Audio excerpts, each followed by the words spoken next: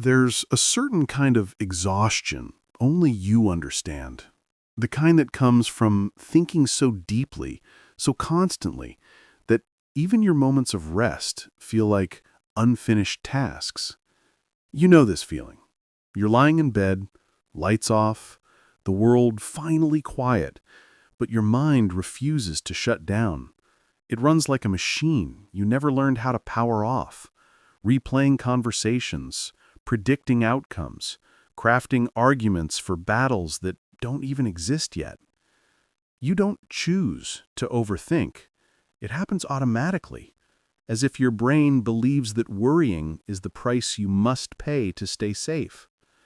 And here's the paradox you've lived with for years. The same overthinking that once protected you is now the very thing that sabotages you. The hyper-awareness that helped you navigate unpredictable parents, the self-monitoring that kept you out of trouble, the vigilance that helped you anticipate danger, those old survival programs still run long after the danger is gone. And so you live in this strange, private world where your mind is always on, your body is always tense, and you blame yourself for not being able to do what others do so effortlessly. Just relax. You don't lack peace. You simply don't feel safe without control. And that's the heart of an overthinker's psychology, a mind that grips the world too tightly because once upon a time, letting go felt dangerous. Psychologically, overthinking is not thinking too much.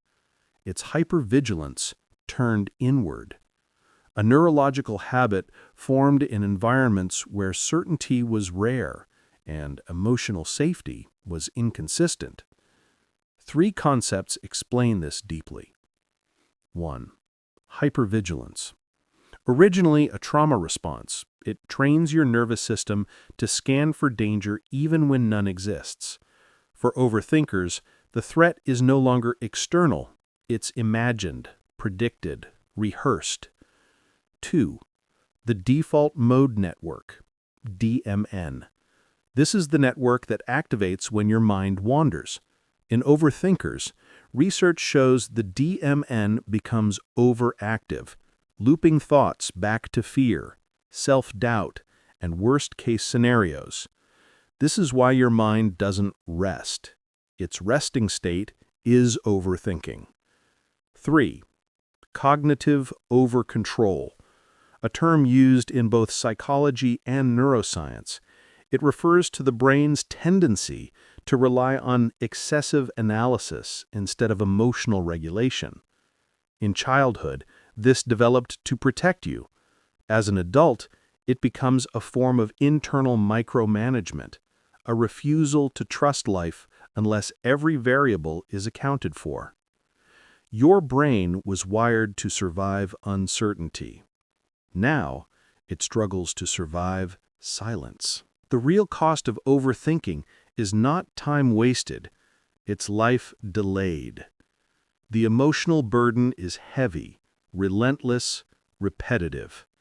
You replay, you regret, you rewrite, you rehearse, you ruminate. Every simple decision becomes a battlefield. Every silence becomes a threat. Every choice becomes a test you feel destined to fail. Carl Jung once wrote, "What we resist persists," and overthinkers resist uncertainty with every fiber of their being. The result?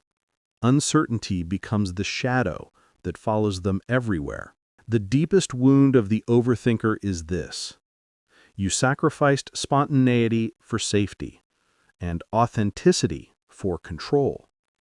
Your childhood taught you that a single mistake could cost you love, approval, or stability. And so you learn to anticipate everything, even pain that hasn't happened yet. This is the invisible grief of an overthinking life. You never get to fully arrive in the present moment because your mind is always running ahead, trying to soften the blow of a future that may never come. As an adult, This survival strategy shows up everywhere. You catastrophize small uncertainties as if danger is just one step away. You struggle to make decisions because every choice feels irreversible. You rehearse conversations in advance, especially with people you fear disappointing.